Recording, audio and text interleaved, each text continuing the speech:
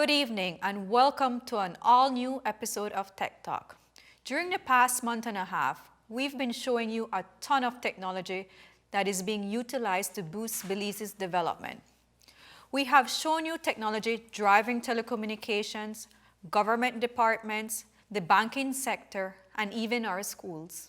Returning as your host, I'm Yuri Alpuche. Viewers, we have a sweet edition of BizTech lineup for you tonight, as we're featuring the northern sugar industry of Belize. I know that you may be wondering how technology comes into play between chopping of sugar canes and making your cold glass of Milo. But just like in any other industry, agriculture has been undergoing a technological overhaul, and northern sugar industry of Belize is no different. Joining us from the government arm of the industry are two employees of the Sugarcane Production Committee. Eloy Ack is the Sugarcane Production Company Supervisor for Quality and Delivery, and Mauricio Garcia is the Near-Infrared Technician. We are also joined by GIS Technician Vashni Pech of the Belize Sugarcane Industries Limited. Welcome. Can you tell us a little bit about the entities that you represent and what it is that you do there? First of all, good night once more.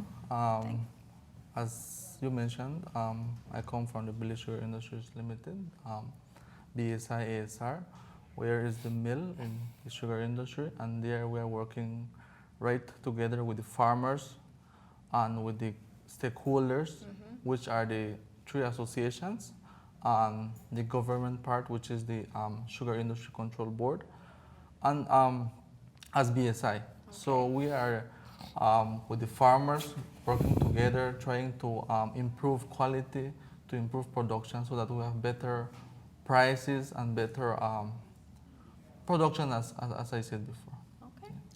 Okay. Good night once again. Good night. I work for the Sugarcane Production Committee. That's a branch under the Sugar Industry Control Board. Okay. The Sugarcane Production Committee is the regulator in the sugar industry. We are the ones responsible to monitor the quality and the delivery of the farmers, the cane that is delivered to the mill every day. Okay, good night, Ms. Yuri. I am working a lot with Mr. Eloy, who is my supervisor. My part in the Sugarcane Production Committee, I work as an NIR technician, which is in a laboratory where we work together and for the cane quality program. Okay, so sugarcane technology sounds like an unrealistic match, right? Yeah. Sounds like something that just doesn't go together. It's hard to imagine that it goes together. When did technology start to become important in the sugar industry? We can say for the past 6 years, like we can say that before that time we didn't have technology in the sugar industry, in the northern sugar industry of Belize, but from there we are using many technologies, as you can say the word, right? We are having different projects under those technologies that are helping us to improve production and helping the farmers to produce more so that they can have more delivery and more income for their families. Okay. So technology is helping you guys to boost production, increase output, and also improve the livelihoods of the farmers. Any other benefit of introducing or using technology in the industry? The current technology that's on the current process is helping farmers to provide or to be more competitive and to compete with other in the case of quality. Right. Quality is the backbone, I could say the backbone where farmers depend on the quality to be paid good prices. Right. I know with the recent loss of EU preferential rates, I mean, this is something that's become so important, and it's something that we've been talking about in order to prepare for.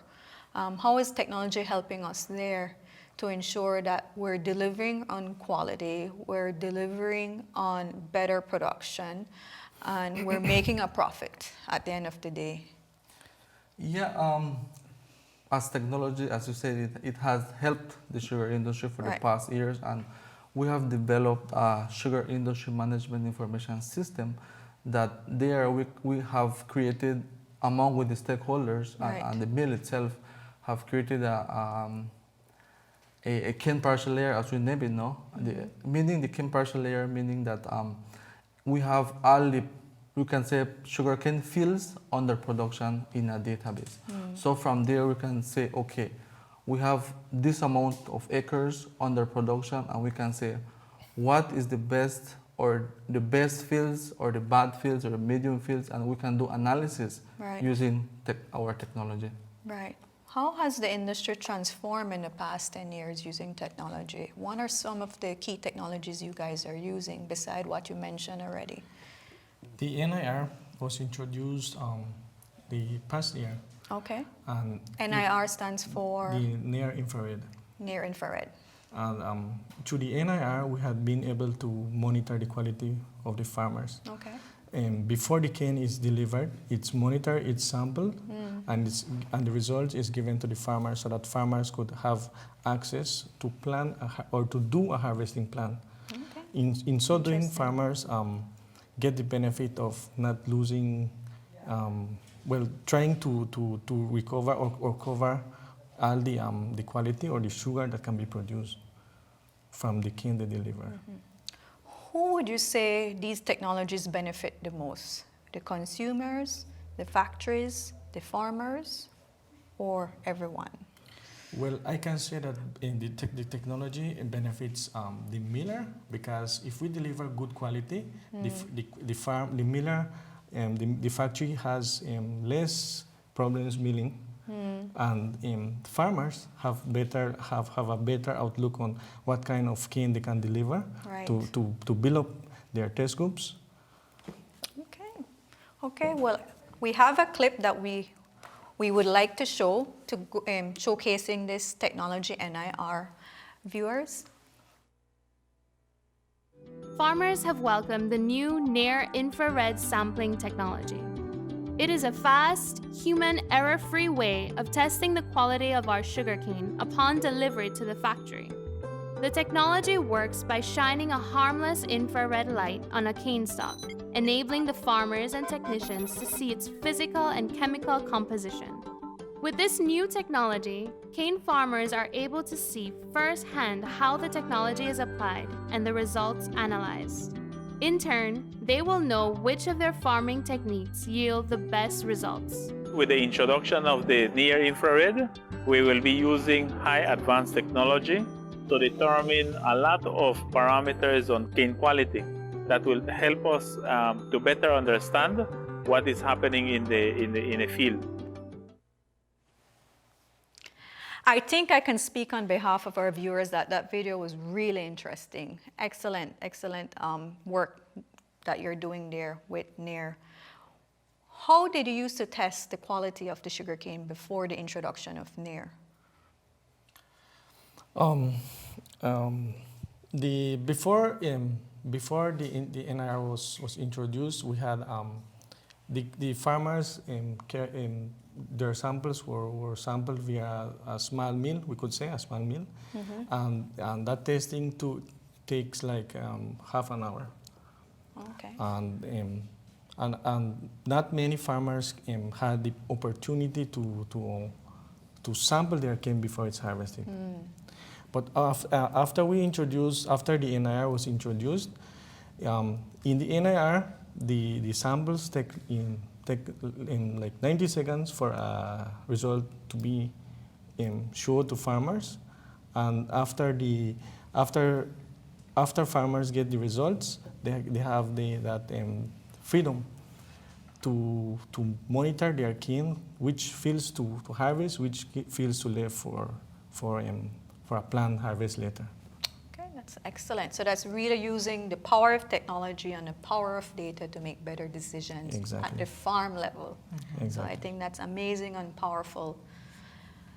What's the actual infrastructure at the center of NEAR? Is it just a light? What is it exactly? How does it work?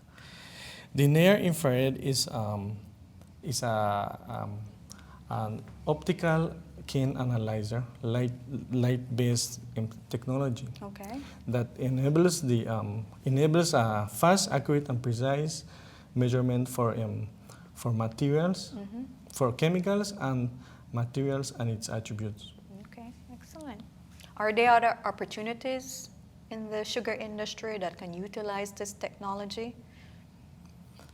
Up to now, the NIR is only used for sampling cane for pre-harvest Okay. and harvest. And when farmers deliver the cane, they get monitor their trucks when they deliver at the time they deliver, so that they could actually monitor the quality that's being delivered on that time.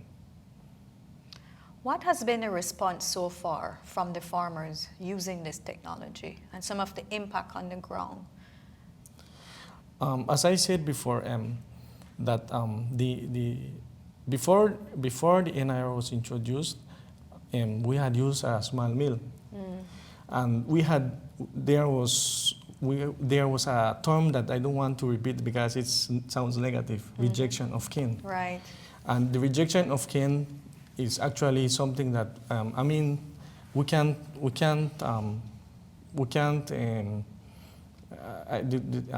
we can't handle it because right now the things are kind of rough in the sugar industry, and prices are high. Yeah. Farmers can afford to lose. Right. Now farmers have the opportunity and the freedom to sample their cane before it's harvested, so that when they reach the mill, they don't have that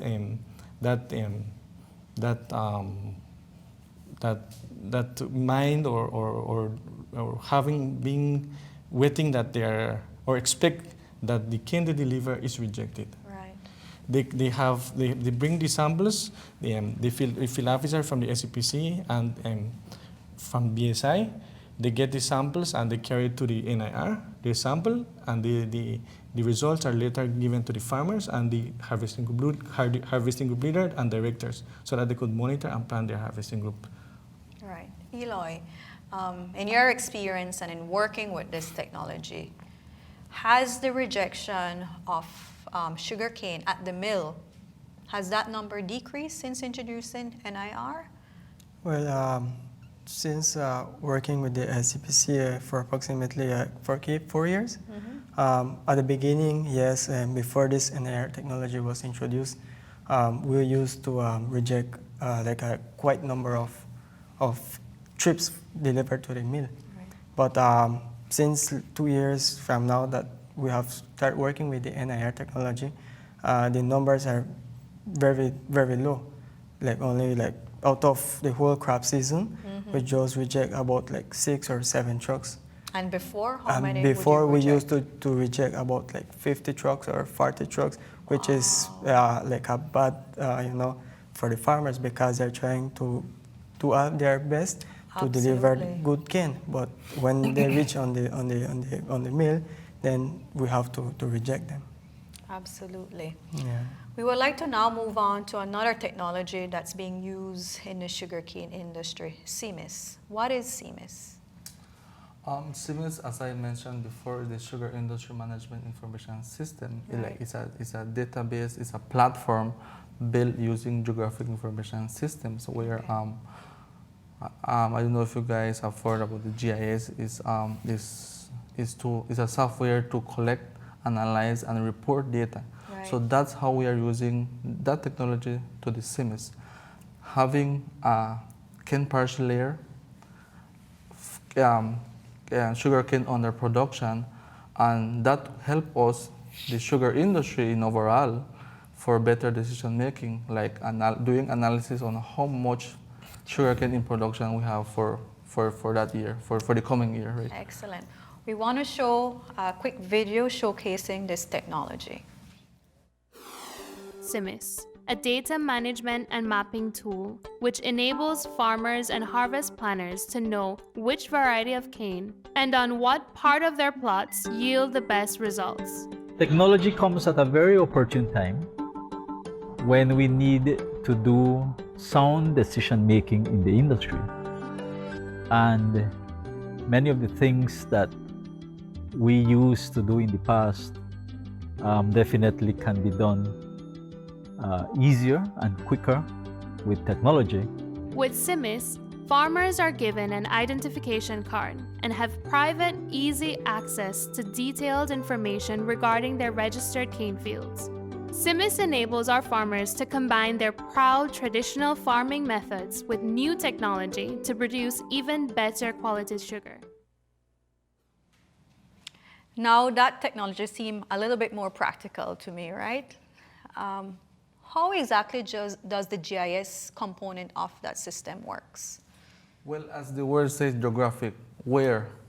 We know where all those sugarcane fields are located. Wow. So the main point or the main 5 points of this database or platform are having 5 main key informations of that field, which is the field ID, the farmer name, the field location, the date planted, and the date harvested.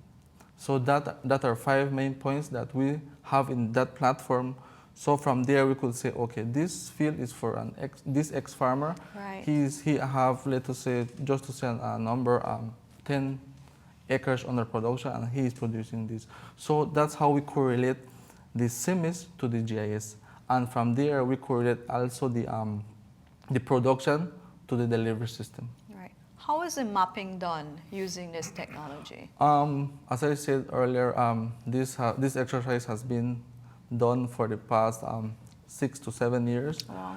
It was a long history of the CIMIS, to ground truth that sugar belt, which is, we have approximately at the moment 75 acres under production, and it's a big area to do, so we had the field officers in the ground doing the ground truthing and verifying that polygon is actually sugarcane. Right. Because in cases we had a satellite imagery that we digitized some polygons that Right. were, let us say, pastures or they were bush, Right. and so no. So it wasn't accurate. It wasn't accurate, but the ground truthing made it accurate with the help of the field officer and with the help of the entire stakeholders. Right. So with this system, you guys are collecting or have collected a lot of data. Yes. How are you putting this data to good use for all stakeholders in the industry?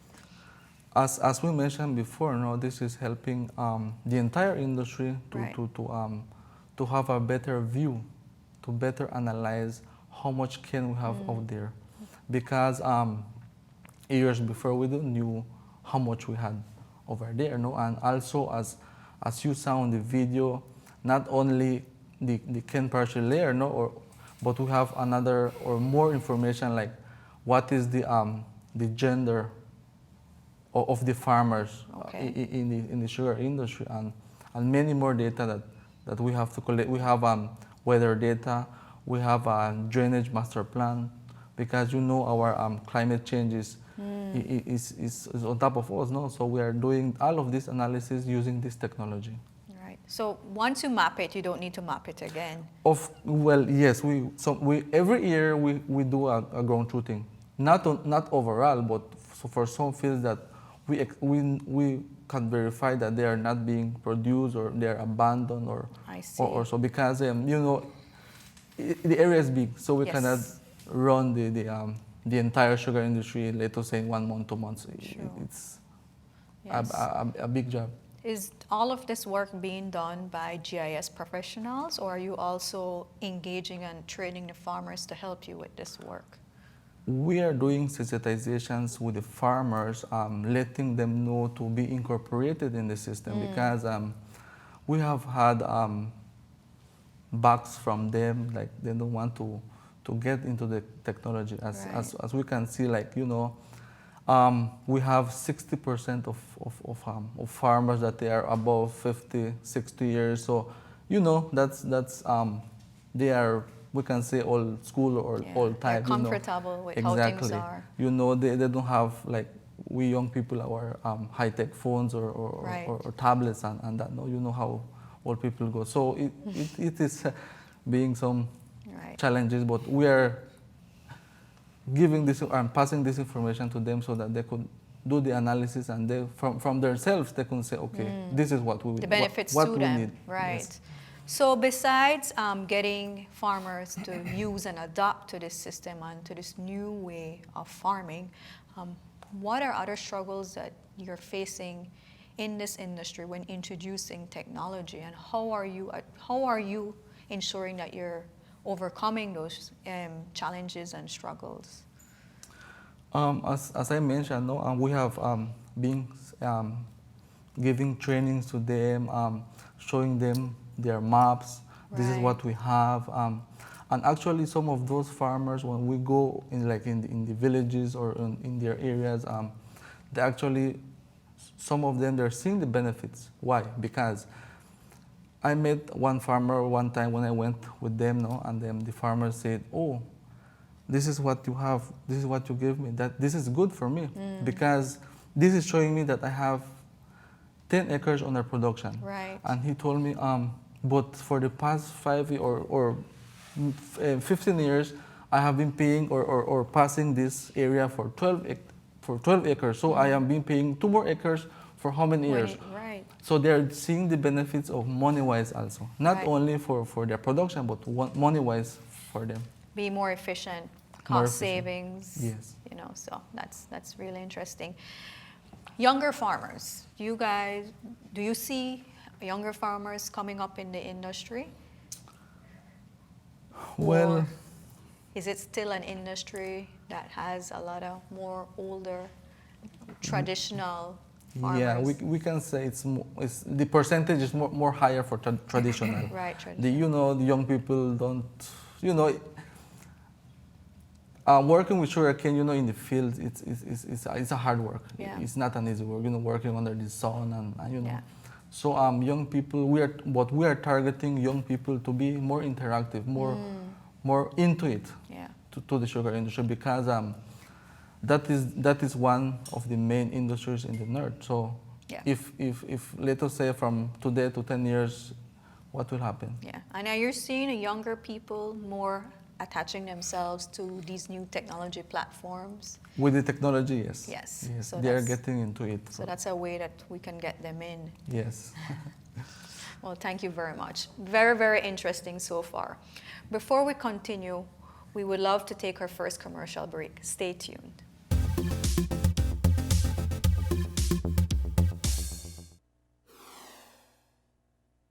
Tech Talk is brought to you by the Public Utilities Commission.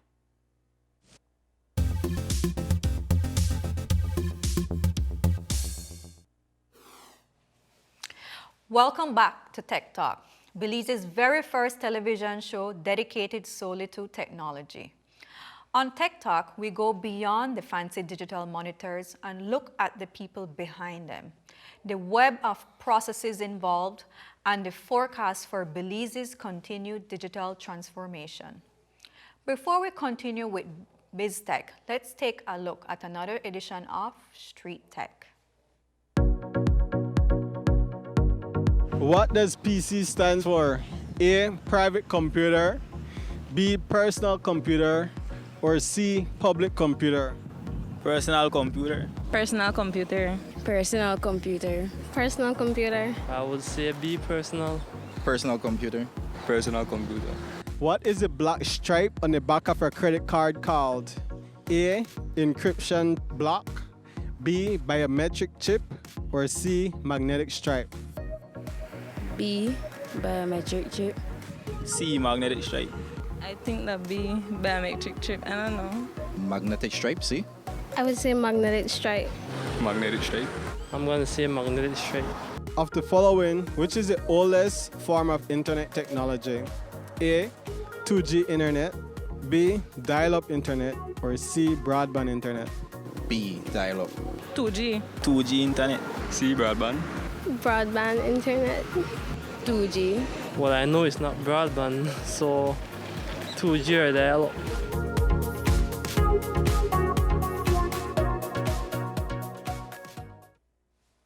Pretty cool. Once again, I think I could have been caught by some of those questions if I answered right away. A PC is a personal computer, and the term was introduced when IBM introduced the first one. The black stripe on the back of the credit card is a magnetic strip filled with information that allows it to work. And of course, of the options, dial-up internet is the oldest form of internet, and certainly an era that none of us would like to return to. Can you imagine trying to watch a movie on dial-up? It would take us 2 weeks. Viewers, we still have representative from the Northern Sugar Industry in Belize here with us. Before the break, we were talking about two technologies, NIR and CMIS. Is there any other technology that you guys use in the industry? We're working with our main technology is the NIR technology, as we mentioned, Yes. and the GIS technology software, which we have the CMIS, and we have many more projects that are incorporated in these projects. No, like in these technologies, like for example, the mechanical harvesting and the pre-harvesting projects, where we do many analysis to the sugarcane. All right. Is technology something new, or is it something that has been around for some time now in the sugar industry? Well, technology, up to now, I can imagine, up to where I am concerned, technology has been used from quite some time, but it hadn't had an impact as it's having now. Right. By impact, you mean more real time? More real time and immediate results. And how farmers are getting more involved. Right. It's to making farmers involved in the projects and the technology is that they get their benefit and they learn more, and that's why the industry is very proactive. Then every now and then we have challenges, and through technology, through the use of the NIR, the CMIS, we can monitor and we can give more solutions or provide solutions for farmers so that they could open their ways on how they can farm or to better their harvesting processes. And I would imagine the solutions are coming quicker as well, Yes. versus needing to wait a couple of days or weeks to get some kind of analysis Yes, out. exactly. Is there a deliberate mandate to have technology at all levels, factory, farms? Is there a mandate, is there a vision to ensure that this is happening and this is the new way of business versus traditional, or is there a mix? Well, I can say that it can be a mandate. It can't be a mandate, but information is very, very vital in the sugar industry, and it's where the how we recover data, how we get data, and how data is brought or is given back to farmers. It's how that technology helps, and the information that we give, it's how farmers get benefit, because on the past they didn't have that opportunity to know what kind of cane is delivered, what varieties are in its optimal time to deliver or harvest. Right. And in the CMIS, through the CMIS, we can actually have a projection. We could build projections, because there are many farmers that don't know, they can't provide information as, for instance, this crop a farmer delivered 200 tons. The following year, that cane farmer can't guarantee that he's going to deliver 200 tons. While monitoring their delivery, farmers know more or less. They can forecast better. Exactly. Forecast their delivery, and they can even know what type of process or what kind of how to turn or change the way they harvest. All right, how to Their improve harvesting it. practices. Excellent. So you have real-time information feeding into how to improve the quality before you deliver. Yes. I understand that in the northern sugar industry, there is piloting of mechanical harvesting. Can you tell us a little bit about that? Well, I won't say pilot at the moment. We will say mechanical harvesting project. It has been for the past 3 years that we are doing this project. Well, the first year we obviously called it the pilot project. When was it introduced? For the past 3 years. 3 years, okay. And then we're working with the mechanical harvesting. The main purpose of this project is to help the farmers, because we can see like using manual labor is kind of scarce now, and using mechanical harvesting it helps the farmers to harvest their sugarcane fields in less time than if they do it manually, like cutters in the field and cutting the sugarcane, right? And also this is helping the farmers to for their cost, their expenditure when they're delivering, because they're saving in an average of $3 when they are in this project, right? So this is how we are helping the farmers in this savings. Project. Right? Okay, yes. Before we get deeper into mechanical harvesting, we have a quick video to show our viewers. For the 2016-2017 crop season, BSI, through its Farmer Support Program, launched a project to introduce 49 progressive sugarcane farmers across the sugar belt to mechanical harvesting. The experiences of the first pilot were then used to expand to 149 farmers in the 2017-2018 crop. For this 2018-2019 crop season, 96 farmers are participating under the program. The utilization of mechanical harvesting under the project has allowed these farmers to respond to the shortage of manual labor, harvest their fields in large contiguous blocks, eliminate unnecessary tasks and activities, and consequently reduce their harvesting and delivery costs by an average of US $2.75 per ton of cane. Pretty interesting. I know when I think of the sugar production videos I saw when I was in primary school, it was a lot of manual labor, a lot of machetes, a lot of sweating, a lot of back-breaking work. Would you say that technology is replacing jobs, or is it filling in gaps where needed and also perhaps creating new type of jobs in the sugar industry? Well, I could say it's filling gaps because, as I said earlier, this work is, as you said, also know it's very tiring for the people under the sun with the machetes and all of that stuff, no?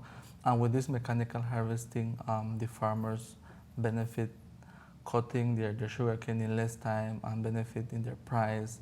And benefiting with the price also, right? And this is how this mechanical harvesting project is coming more with the farmers, and this at the ending of this crop we're having more farmers coming. Okay, hey, calling in the afternoon, I would like to be in that project, no? But there are steps to come in this project. Right. It's not just to like, okay, we will harvest it and right. And so now we have to verify those sugarcane fields if they're appropriate for that machine to go in there and cut them, because you know it's a machine. They will just go inside in the sugarcane and just cut it. But the verification is done right now when the sugarcane is small, because we have to verify if there are stumps or stones there that need to be removed, and so that the machine could go more fluently. If we're to compare the two methods, mechanical harvesting versus doing it manually, how long would it take you to clear 2 acres, let's say, when comparing both? Well, in comparison with manual and mechanically, and you putting the number, no, 2 acres. Right. A mechanical harvesting machine, sugar cutting machine, right? That machine could cut 50 to 55 tons per hour, which is equivalent to 85 tons per hectare. So meaning this or saying this is that by cutting 2 acres with a machine, it will take you like an hour. Wow. And then cutting 2 acres manually, it will depend on how many cutters you have. Because let us say you only have 5 cutters, and a cutter, let us say that a one-person cutter, they have an average of 4 tons per day, right? Because it's tiring under the sun and so.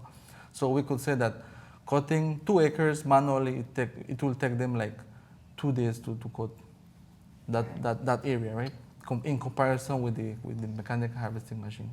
You mentioned earlier that before the machines can go into a farm and clear the land, that you need to do an assessment of the land to look at stones, stumps, etc. So I would imagine some awareness and some standard practices need to go in place to be able to ensure that your land is prepped a certain way to allow for mechanical harvesting. Besides going in to look at the land, what is the full process of mechanical harvesting? Can you walk me through that? Well, the process is that like the farmer applies. Okay. The farmer says, okay, as we can go back in our technology, in our semis, they have their maps. They could come over here and say, okay, I have these 5 fields with this field IDs. This is their location. This is the acreage. So our field guys, they have their handheld GPSs. And our guys could actually see the parcels on their devices, no?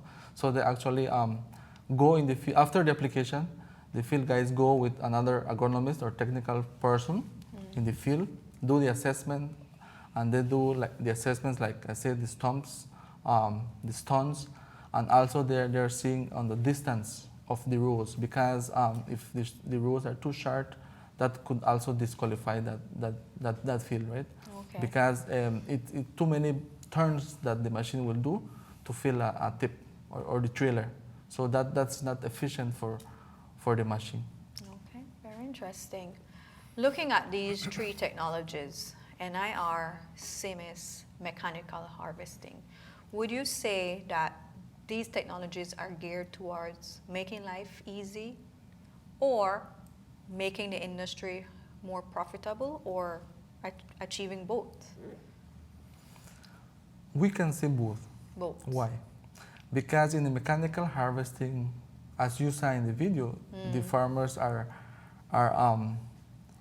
not paying $2.75, and also in the sugar industry management information system, they could actually have.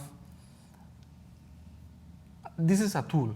Like they could say, the farmer itself could have the tool in their hands, right? Because they could actually know how much they have in production and how much they can compromise themselves to deliver to the mill, and they could also prove and be more efficient when they go. For example, let us say they want to go in the bank, they want to do a financial loan.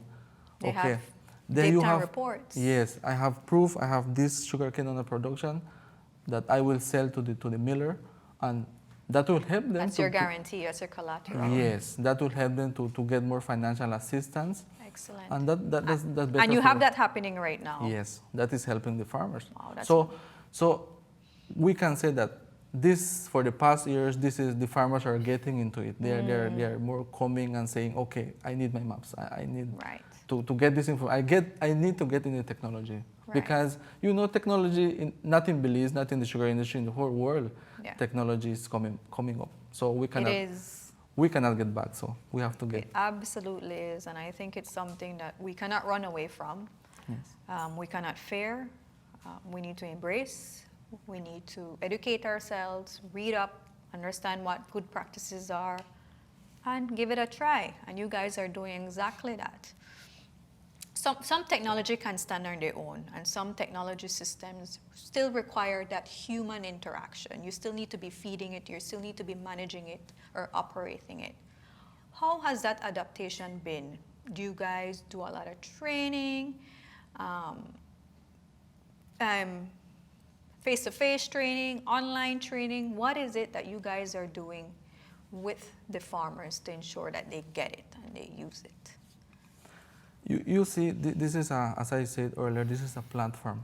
We have decentralized database. Right. So we have given the different tree associations and trained them to how to use the GIS technology, how they can search for their maps, how they can do their own analysis. So their technical people of the different associations, they are training their own farmers, because remember, each association have a number of cane farmers. So each technical person on each association is training their different farmers. So this is how they are interacting with their farmers, right? So this is we can say this is very successful or ongoing for this technology. Excellent. Would you say that we're at a place where technology is now a must in agriculture, or is it still just seen as a luxury?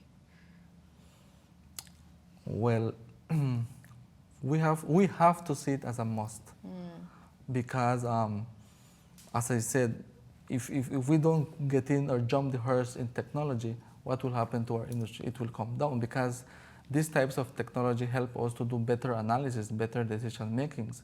So if we create a report and say this is happening, needs to be done, right. We need to fix this. Right. We did wrong. So right. This is how we are technology helping us. Right. Is there any other technology being utilized? Yes, go ahead. Just to add that what Mr. Pech had mentioned is that I think that we're going to reach on a stage where both the CMIS, the NIR, and even the mechanical harvest will have to work together. Right.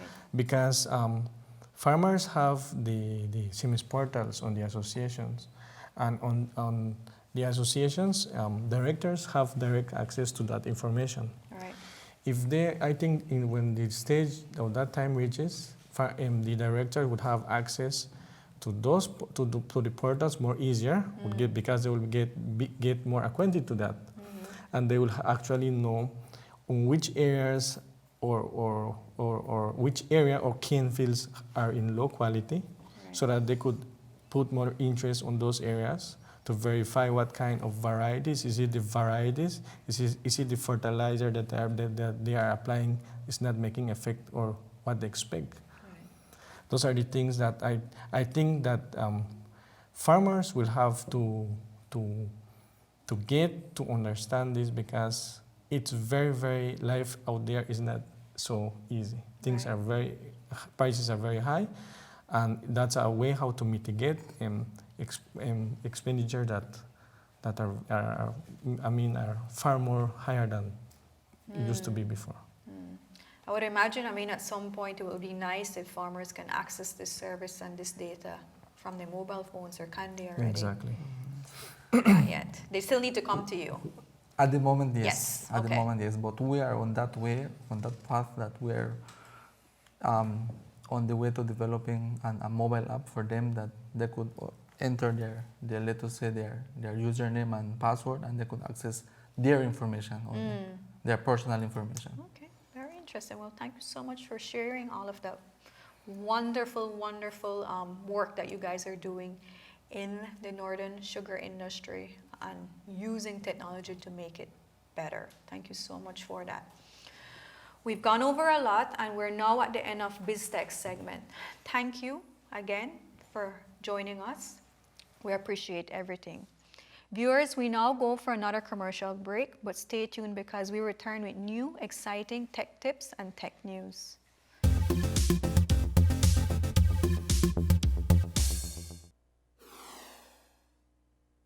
Tech Talk is brought to you by the Public Utilities Commission.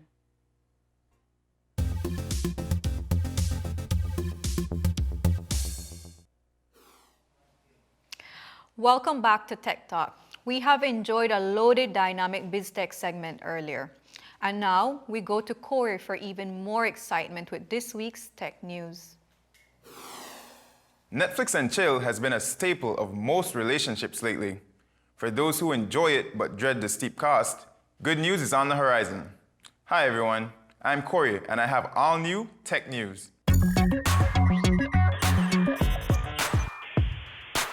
it seems that Netflix is finally taking a deeper look into the account sharing phenomenon that's been going on, especially in Belize. We all know that a monthly subscription of Netflix costs anywhere between $9 for a standard HD streaming plan or up to $16 for a 4-way Ultra HD streaming package. A package that is definitely a fan favorite until your partner breaks up with you and changes their password.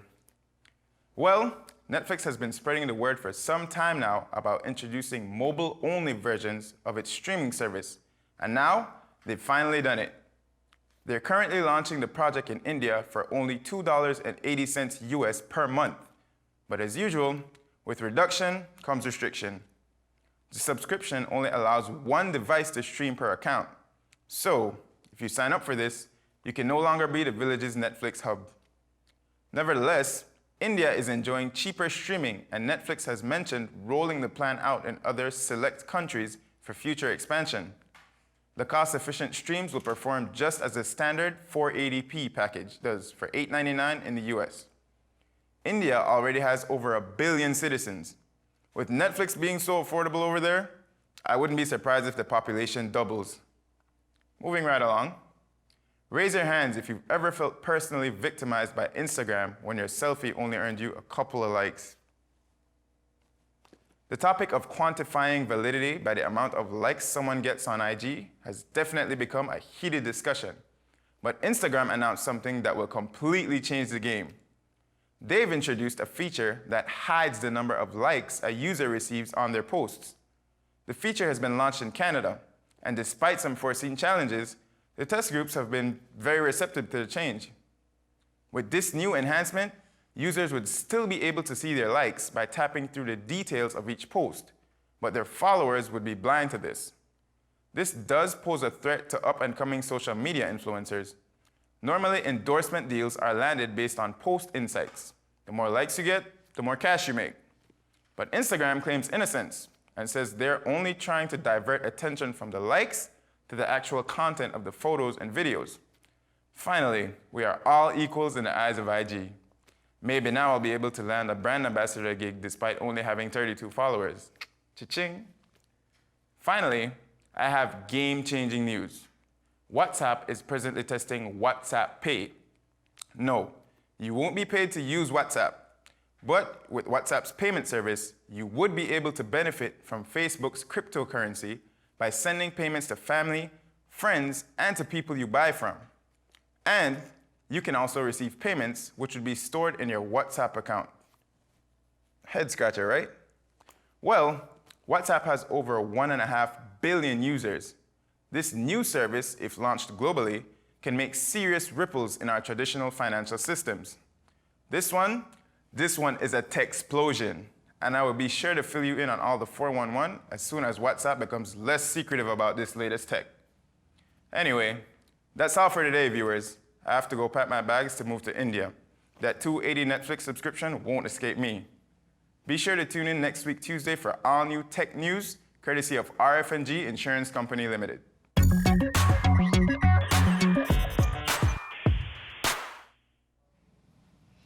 Very interesting, Corey. We can probably all admit that Netflix accounts are shared like community wells.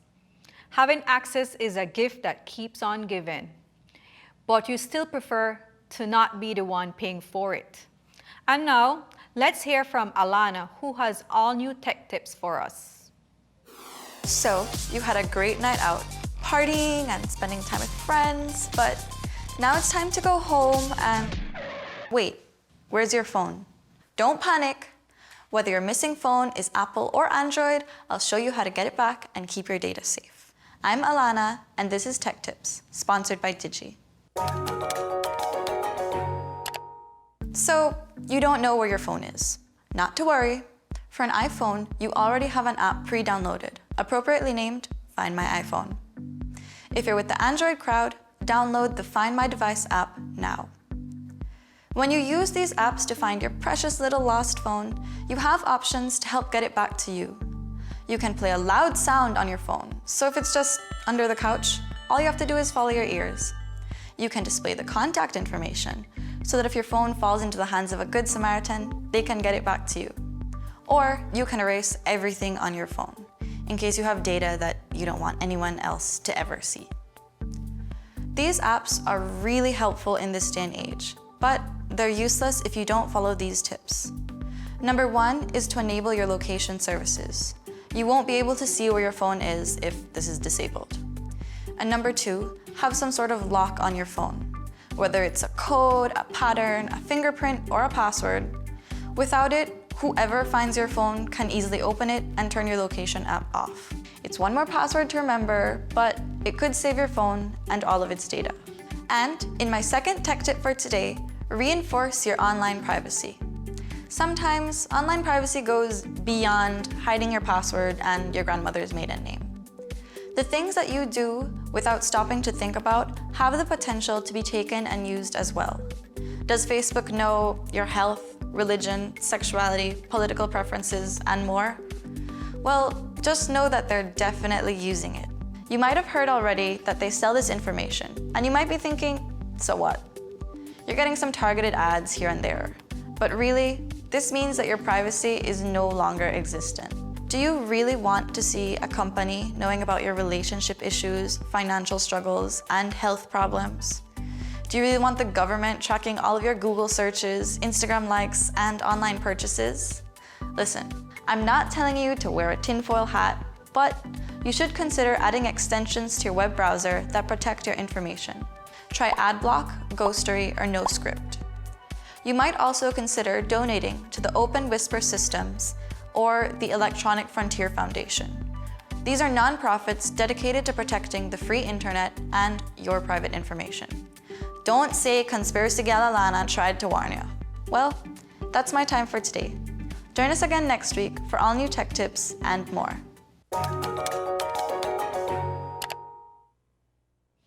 Thank you, Alana. Online privacy is now critical in this digital era. Last week, Corey told us about how Face app and ways that innocent games can actually expose our critical data to hackers and data miners. For some, it is now a big deal, while for others, it can come across as a wild conspiracy theory. But you truly wouldn't want to find out that there's some random person in a remote part of the globe committing crimes using fake identity based on your personal information. Using VPNs and services like the ones Alana spoke about are equivalent to having a home security system or even a personal bodyguard. So be sure to consider it. Anyway, viewers, we're now at the close of our episode 7 of Tech Talk. I would like to thank everyone who tuned in. I would once again like to thank our guests, Eloy Ak, Mauricio Garcia, and Vishni Pech. I also wish to thank Corey and Alana, our brilliant tech correspondents, and our sponsors, the Public Utilities Commission, Digi, and RF&G Insurance Company Limited. Catch us again next Tuesday and every Tuesday after at 8 p.m. on Channel 7 and our Facebook page, Colorblind Multimedia Productions. Until then, good night.